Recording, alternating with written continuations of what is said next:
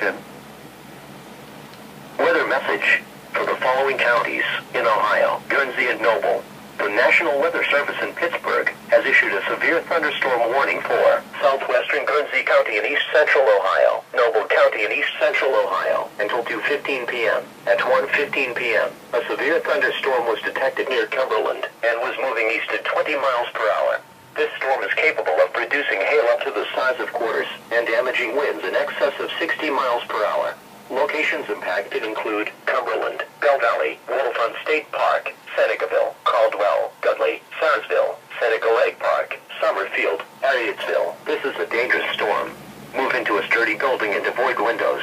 Please report severe weather by calling 412-262-1988, posting to the National Weather Service Pittsburgh Facebook page, or using Twitter at NWS Pittsburgh.